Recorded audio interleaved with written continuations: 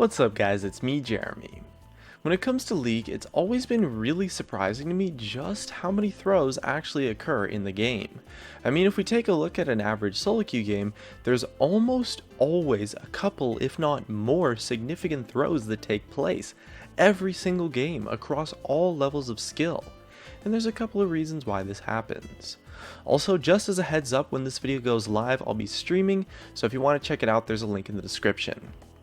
Anyways, the first reason is that when players play League of Legends and get a small lead, they're very focused on snowballing, and once they pick up a bigger lead, get the snowball rolling, they start to feel like they're in a spot where their lead is big enough, and when that happens, they start to get relaxed and stop trying either as hard or as smartly to increase their lead.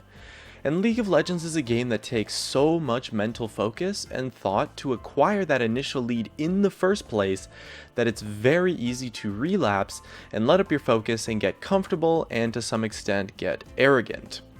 And so, okay, you outplayed your opponents to get a lead, but if you start playing just a tiny bit worse in solo queue, it's very possible that just a small dip in your play suddenly makes your opponents the better team and you start getting outplayed and you start throwing.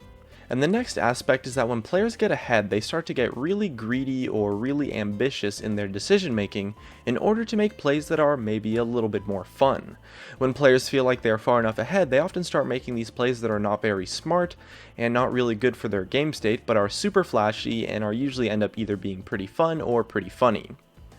Sure, it might be a funny play to dive that 0-6 Caitlyn through 3 turrets, and you definitely had fun with that play, but giving her the shutdown gold plus assists plus XP ends up being a byproduct of that line of play.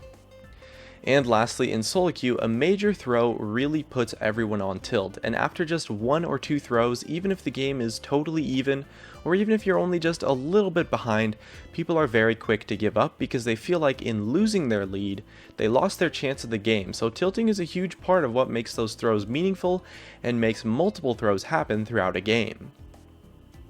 And since throwing is honestly just pretty easy to do, making sure that you stay at the top of your game is really huge. The game isn't over until the Nexus dies, and that goes both ways. You need to play your best until the very last second to avoid throwing, and not that many actually play with that type of mindset. Shot calling and telling your team to group and focus goes a long way to stopping your team from getting complacent and making sure that you personally never let up your play until the very end of the game will do a lot to help you stop throwing.